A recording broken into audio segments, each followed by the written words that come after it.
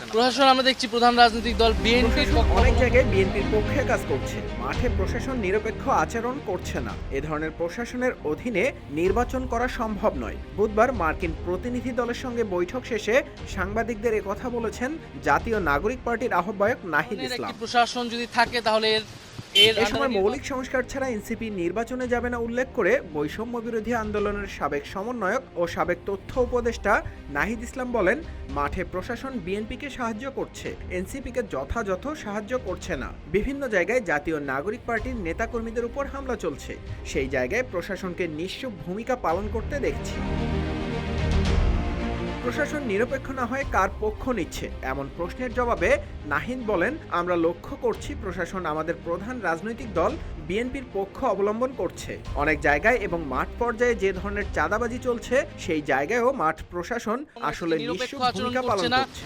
বিভিন্ন জায়গায় জাতীয় নাগরিক নাহিদ আরো বলেন, মার্কিন কূটনীতিকদের আমরা বলেছি মৌলিক সংস্কার ছাড়া নির্বাচন হলে সেই নির্বাচন গ্রহণযোগ্য হবে না। সেই নির্বাচনে এনসিপি অংশগ্রহণ করবে কিনা সেটি বিবেচনাধীন থাকবে। অংশগ্রহণ করবে কিনা সেটাও বিবেচনাধীন থাকবে। কূটনীতিকদের সঙ্গে বৈঠকে কি আলোচনা হয়েছে?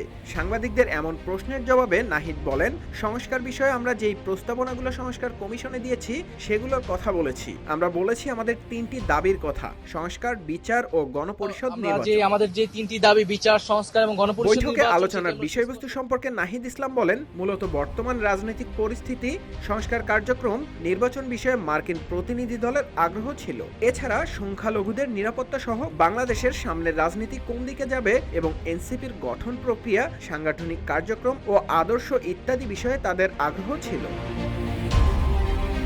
নির্বাচনের সময়সীমা নিয়ে কোনো আলোচনা হয়েছে কিনা এমন প্রশ্নের জবাবে নাহিদ ইসলাম বলেন, প্রধান উপদেষ্টার নির্বাচনী সময়সীমা নিয়ে এনসিপির প্রাথমিক সমর্থন আছে, তবে মৌলিক সংস্কার লাগবে বলেও তিনি জানান।